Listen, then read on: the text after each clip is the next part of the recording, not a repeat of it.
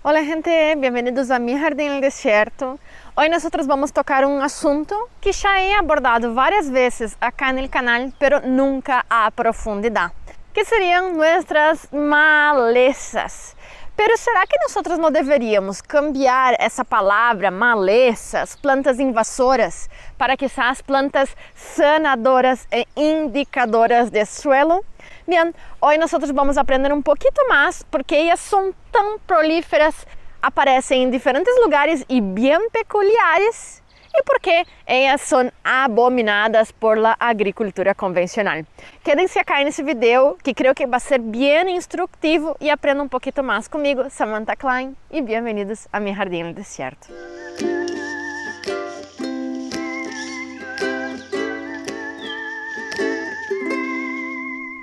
Entonces, hola gente, bem-vindos a mais um episódio depois de uma semana que não tivemos vídeo por causa do meu cumpleaños, estava um pouco mais ocupada. E hoje nós vamos começar com um tema que é bem interessante agora, ao início da primavera, porque nós vemos várias plantitas aparecendo em nosso jardim. A simple vista, muitas vezes nós nos assustamos e pensamos, por Deus, meu jardim está muito desordenado e estão aparecendo muitas plantas invasoras ou malezas. Pero se nós paramos um pouco e pensamos em lo que está aparecendo e ocorrendo em nosso jardim, nós começamos a perceber uma inteligência da natureza e vamos a passar de chamar essas plantas de invasoras a outras coisas. É muito difícil que apareça algo naturalmente em la natureza que não tenha algum propósito, como por exemplo cambiar as condições de nosso suelo, de nosso ecossistema para que assim a biodiversidade alcance seu ápice. E esse é o caso de essas plantitas não deseadas. Muitas vezes nós necessitamos que elas apareçam para que nós tenhamos cambios em nossas condições, para que outras plantas que produzam mais alimento, não só para nós, mas para os micro-organismos, e também que as condições do suelo quedem mais favoráveis à vida. Quando nós pensamos em los cultivos que vão sofrer com as malezas, vamos ver isso um pouquinho mais em profundidade em um ratito mais. Nós estamos falando de mais ou menos 15 cultivos que dominam o planeta inteiro e alimentam os seres humanos. E 12 dessas plantas têm um ciclo de fotossíntese C3. O que significa isso? Já miramos em outro vídeo isso e creio que vocês já sabem um pouco. Pero basicamente essas plantas necessitam abrir os estômatas, ou seja que os poros em las hojas para que assim elas consigam produzir energia para seu funcionamento. E com isso, quando elas abrem esses poros, elas acabam perdendo muita água. Em climas subtropicais e tropicais, como o meu acá, que é subtropical, nós vamos ter temperaturas muito altas durante parte do ano, fazendo que, se a planta abre os estômatas, ela vai perder muita água e vai ocorrer a desidratação, fazendo com que ela muera. Ou seja que muitas delas, para não morrer rapidamente, vão parar seu funcionamento durante essas horas mais calorosas do dia, fazendo com que elas não cresçam como deveria. Solamente 3 dessas plantas muito produzidas no mundo, que seria o sorgo, o maíz e a cana-de-açúcar, vão ter esse ciclo C4, que seria um mais adaptado a essas temperaturas mais altas e vai conseguir crescer em las piores horas do dia, principalmente em primavera e verano. As outras não vão estar adaptadas para isso. Já em contrapartida, todas essas plantitas que nós chamamos de indeseadas, 42% delas estão no ciclo C4, fazendo que elas consigam crescer durante essa pior temporada que nossos cultivos já estão sofrendo com o calor. Ou seja que eles conseguem fazer fotossíntese durante essas horas terríveis de calor no dia e, aún assim, não perder a preciosa água que queda escassa nesses tempos mais calorosos. Ou seja que a partir de aí nós já vemos uma adaptação que nos hace ler um pouco mais nossos ambientes. Se nós temos essas plantas C4 aparecendo em nossos cultivos, sucumbindo à pressão e à competição com outras plantas, provavelmente nós não estamos cultivando o vegetal correto para nossa zona. Bem, e não é solamente devido ao ciclo C4, algumas de nossas malezas não lo tienen, que elas vão conseguir ganhar essa competição por el espaço em nossos campos, em nosso huerto e em nossos jardines. Essas plantas também vão apresentar algumas outras características, como por exemplo, a temida alelopatia negativa, em la qual as plantas vão produzir certos compostos, como por exemplo, sopolefrina, ascomarina, vanilina e também alguns exudatos através das raízes, que vai debilitar as plantas alrededor. Como por exemplo é o caso da alfalfa, muito cultivada tanto em los subtrópicos, bem como em las zonas altas andinas. Elas vão produzir saponinas, que vão ser muito alelopáticas com outras plantas e também consigo mesmas. Por isso que a alfalfa não vai ter tanta competição com as malezas, pero também vai ser o motivo por qual nós não vamos conseguir plantar repolho, sorgo posteriormente nesse espaço, porque teremos uma cosecha muito mala. E também essas saponinas não vão ajudar solamente a não ter competição alrededor, pero também vai evitar que su prole também consiga prosperar nesse espaço. Por isso que quando nós plantamos alfalfa, muitas vezes temos que esperar um tempito hasta plantar outra coisa ou alfalfa novamente, porque essa alelopatia vai ser negativa hasta para ela mesma. Pero nem todo é negativo. Vocês conhecem o picão, também conhecido como amor seco ou aceitía? Bem, há algo também chamado de alelopatia positiva, em la qual as plantas conseguem ajudar-se em nossos cultivos. A simple vista, nós podemos pensar que esse picão, esse amor seco, está competindo ou estava competindo ano passado com a produção de sorgo. Pero a verdade é que era al revés. Algumas dessas produções de substâncias em las raízes e aceites essenciais das plantas também podem ter uma alelopatia positiva, como é o caso do amor seco, que produz substâncias que melhoram os cultivos tanto de sorgo como de choclo. Ou seja que comumente em agricultura convencional nós vamos considerar essa parte acá como um huerto infestado de malezas, pero em realidade essas duas plantas vão conviver harmonicamente, fazendo com que nossa produção melhore, bem como estaremos dando uma cobertura do suelo, pólen e néctar para nossos polinizadores e também melhorando a textura do suelo e protegendo-lo. Com a agricultura convencional e monocultivos, nós já vimos a redução de mais por la mitad dessas plantas invasoras, que em realidade vão estar aumentando a biodiversidade em nosso bioma, trazendo micro-organismos essenciais para o equilíbrio, bem como mais matéria orgânica e cobertura de suelo.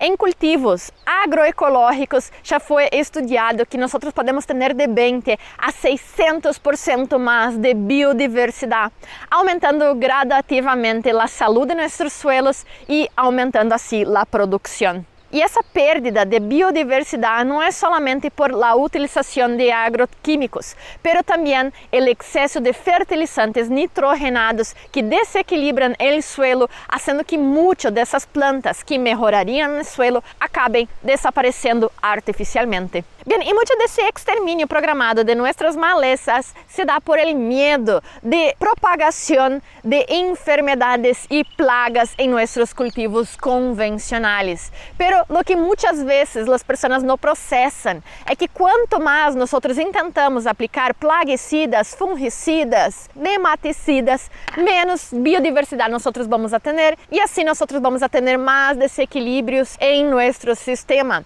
fazendo com que todos esses organismos negativos possam proliferar mais. Quando nós derramos essa diversidade de malezas, como nós vemos acá, mais alimento para uma microbiota saudável do suelo, fazendo com que ele esteja muito mais equilibrado e que nossos cultivos alvos não se enfermem tão fácil. Pero el revés muitas vezes é realidade.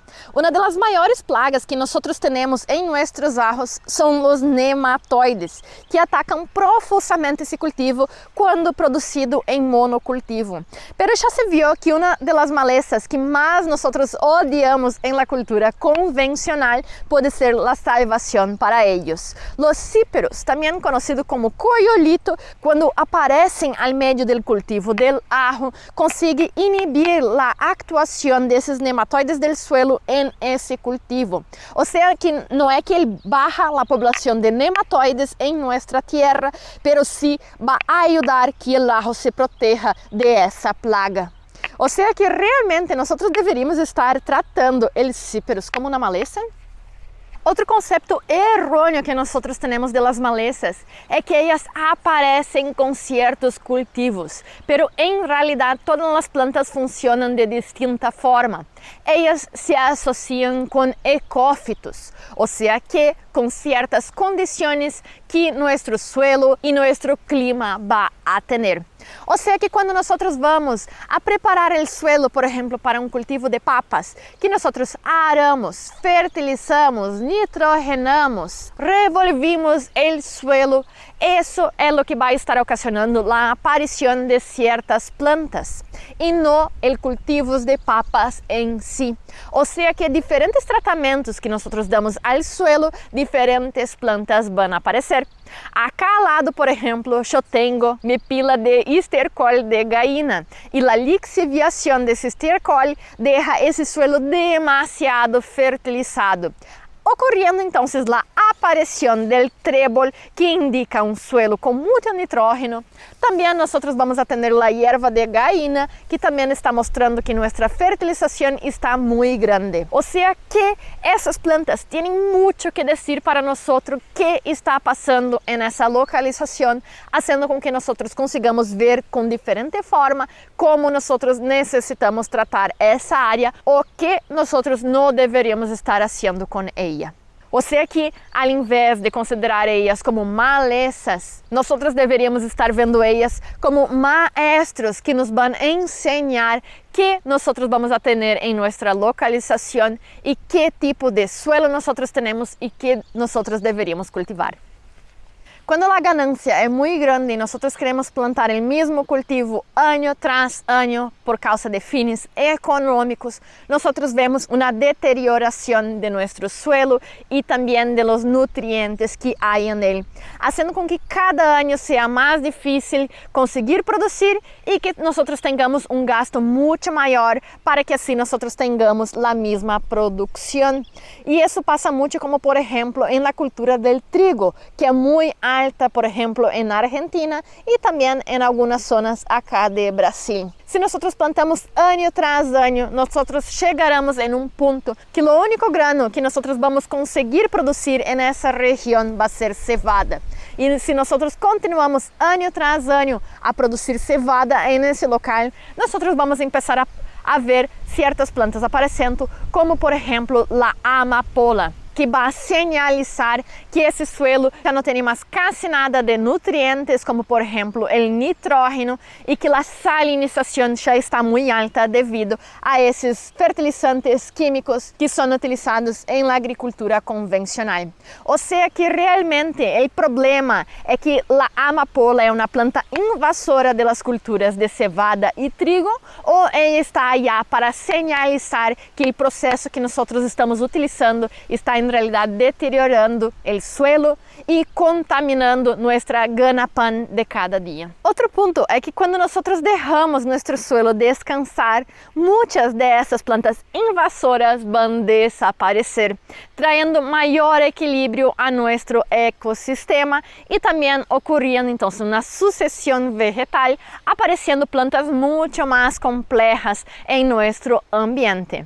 Pero o ponto que nós perturbamos novamente esse suelo, que vai ocorrer? Nuevamente, nuestras amigas plantas van a intentar recuperar el equilibrio de ese suelo y van a volver a aparecer debido al banco de semillas que puede quedar en el suelo por muchos años. Essa era uma zona que ano passado eu plantei maíz e agora está tomada por essas plantas, as quais eu não tento eliminar porque elas me contam a história desse espaço e fazem com que assim o suelo se recupere mais rápido. Eu mantenha a biodiversidade de micro-organismos positivos nesse suelo e que na próxima temporada eu lo pueda utilizar novamente. Para termos menos trabalho e volver a plantar nesses locais, nós podemos estar tentados a tentar eliminá-las por completo de nosso ecossistema. E muitas vezes nós lo conseguimos com a ajuda, por exemplo, de herbicidas. E nós podemos pensar que estamos fazendo uma melhoria porque finalmente nós não necessitamos mais sacá-las do sistema cada vez que nós queremos fazer uma siembra direta. E isso também pode passar quando nós utilizamos pastoreo excessivo em nossa zona, limitando então a produção de semillas para o próximo ano, bem como o pisoteo de todo esse suelo, fazendo com que a compactação aumente mais e também a herbivoria. Pero isso que a simple vista pode parecer uma melhoria, em realidade é uma redução do potencial de cura, de sanamento de nosso ecossistema, fazendo com que cada vez nós necessitemos mais insumo e mais trabalho para conseguir fazer nossa produção. De verdade, les encorajo a empezar a pensar nisso e ver se realmente a largo prazo essa é a melhor solução. Ao invés de tentar eliminar essas plantas sanadoras de nossos ecossistemas, aprendamos a conviver e elegir as melhores plantas para cultivar nesses locais. Por exemplo, se vocês têm leguminosas nascendo espontaneamente em seus suelos, tentem evitar o cultivo de ajo e cebola que serão perjudicados por ele. Também, volviendo aos cultivos mais ancestrais, nós vamos ter maior equilíbrio entre nossos cultivos com nossas plantas espontâneas em nosso jardim. Todos esses choclos ancestrais de mazorcas mais grandes e mais delgadas são muito mais adaptados a conseguir conviver com todas essas plantas invasoras de nosso jardim.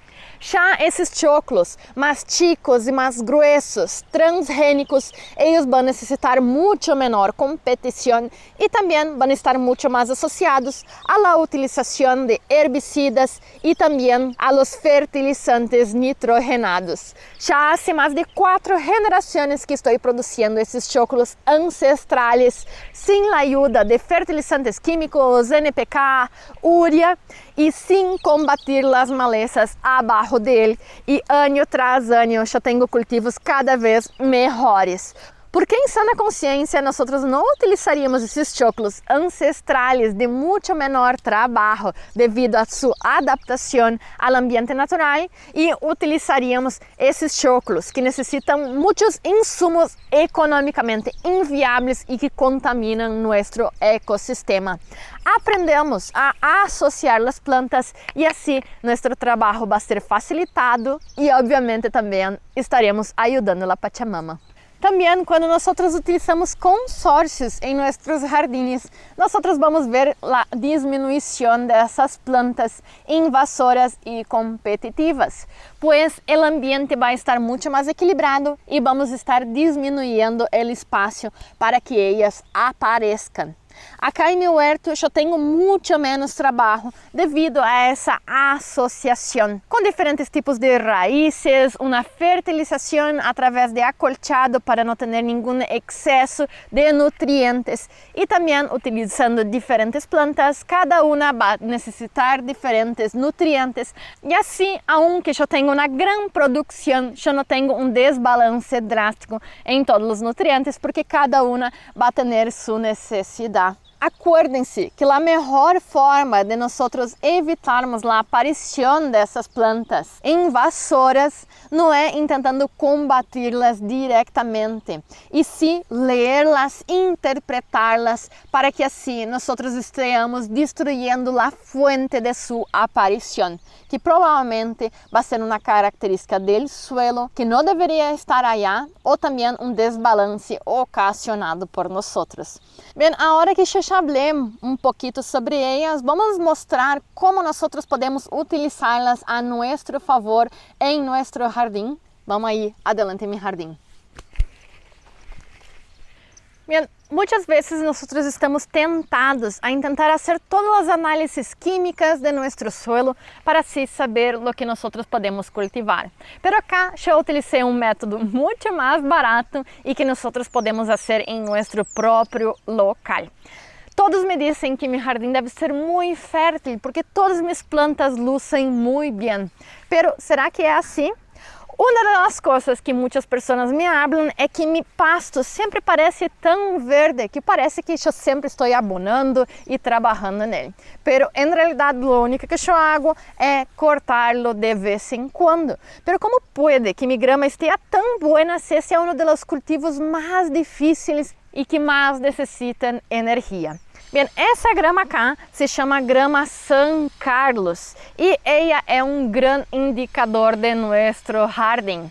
Se vocês têm uma grama tão verde assim, de essa variedade, isso não quer dizer que tu suelo está muito bom, e sim que tu pH está muito baixo, visto que ela prospera nesses ambientes. Essa grama vai indicar suelos muito pobres e com pH alrededor de 13,5, ou seja, que pH é muito baixo, muito ácido. Assim que, se essa variedade de grama está tão bonita assim, não quer dizer que é porque eu trabalho bastante, e sim porque elegi a grama correta para as condições de suelo que eu tenho. Pero como será que eu sabia que essa grama ia quedar tão boa assim acá? Bem, uma das plantas mais espontâneas acá de meu jardim, que em realidade eu las amo e não lo considero como malezas, mas sim são pouco invasoras, é essa plantita acá, conhecida como solidago ou vara de ouro ou romero amarillo. Essa planta nos indica algo muito específico, e é que ela se prolifera e se torna invasora em pHs de exatos 4,5, dizendo que meu suelo é bem ácido e também indicando que eu não he tratado muito essa zona com calcário, por exemplo, que é o que a maioria das pessoas faz primariamente quando compra terreno acá. El solidago é uma planta muito ornamental com lindos bastones de flores amarelas que atraem muitos polinizadores, pero que a maioria não les gusta e querem exterminar de nosso jardim, e a maioria utiliza herbicidas. Pero o que eu hice acá não é tentar cambiar as condições que essa planta me está indicando, pero sim abraçá-las e utilizar as plantas corretas em meu jardim, como por exemplo a grama brasileña. Pero quizás organismo pode estar equivocado, como nós seres humanos nos equivocamos a vezes em nossas vidas. Assim que busquemos outros sinais em meu jardim. Bem, outras plantas que aparecem muito em meu jardim são as vinagrias, que é uma espécie de oxalis que se costuma então comer devido a seu gosto bem cítrico. Bem, essa planta cá também solamente prospera com pHs de 4 a 4,5, comprovando então o que minha vara de ouro já mostrava acá em meu jardim e também meu cultivo de grama brasileña. Pero el oxalis mostra mais ponto de meu jardim muito importante, que seria a deficiência desse suelo em questão de cálcio, visto que esse suelo tem uma origem então vegetal, quase solamente material orgânico, sem uma incidência muito de erosão de rocas. O cálcio acá é muito deficiente, fazendo com que a vinagria prospere mais aún. Bem, então nós já confirmamos que meu pH está entre 4 e 4,5. Agora vamos a confirmar se a vinagria não está mentindo sobre o cálcio. Pois bem, acá parece que eu não tenho nada, pero em realidade esse é meu cultivo de amapolas, que é uma flor que a mim me encanta, eu la vejo tão bonita e intentei acá nessa zona. E acá nós podemos ver uma completamente amarilla com os bordes queimados e provavelmente a floração não vai ser muito excepcional. E por que será que essa amapola está tão decepcionada com o local aonde eu la puse? Bem, a amapola é uma indicadora de suelos com muito cálcio, ou seja que suelos que têm um origem rocoso com muito rico cálcio ou aonde foi hecho adubações fertilizantes com muito cálcio, elas vão prosperar. E esse não é meu caso, originando um dos piores cultivos dessa minha temporada. Pero bem, poderia ser algum outro motivo que meu papaver não está quedando muito bem acá. Vamos ver se nós encontramos mais alguma confirmação que essa realmente é a causa da destruição de meu cultivo de amapolas. Bem, uma das classes de plantas que mais aparecem em meu jardim são várias variedades de helechos, que comumente, sacando algumas espécies, vão señalar novamente suelos muito ácidos, muito ricos em alumínio, pero o terceiro ponto é suelos muito pobres em cálcio. Um pouco devido à alta acidez que faz com que esse cálcio quede bloqueado, pero também a exclusão de esse elemento nesse tipo de suelos. Ou seja que, se nós temos vários tipos de helecho crescendo em nosso suelo, o melhor é evitar o fracasso como eu de plantar amapolas que necessitam muito cálcio. Então, com uma breve análise de todas essas plantas invasoras, malezas que eu tenho em meu jardim, eu sei muito mais sobre ele do que fazendo uma análise química em laboratório.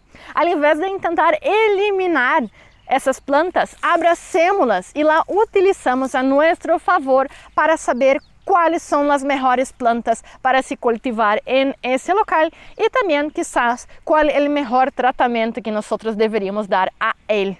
Essas plantas já por muitas décadas estão sendo exterminadas por los cultivos convencionais, pero elas têm muitos benefícios que nós podemos sacar de elas, sem contar que muitas de elas são punks, plantas alimentícias não convencionais, que podem trazer mais biodiversidade tanto para o suelo como para todos nossos ambientes. Também podem ser utilizadas como ferramentas para melhorar nosso suelo, pero também, no caso de las punks, podem ser um instrumento para melhorar nossa dieta. Nós urgentemente temos que aprender a ver toda a natureza com toda sua complexidade e não tentar reduzi-la a alguns padrões que o ser humano busca em la agricultura convencional. Ao ponto que nós empecemos a compreender mais o que nos cerca, nós vamos a perceber que nosso trabalho é mais analisar que tentar cambiar todo o nosso sistema para produzir um par de produtos. Bem, eu poderia fazer mais alguns vídeos mostrando algumas dessas plantas e como nós podemos utilizá-las para ler nosso ambiente. Se vocês les gostariam um vídeo assim, por favor, comentem aqui abaixo que proximamente eu poderia trazer um para vocês. Espero que vocês tenham gostado desse vídeo e tenham aprendido um pouco e hasta a próxima. Tchau!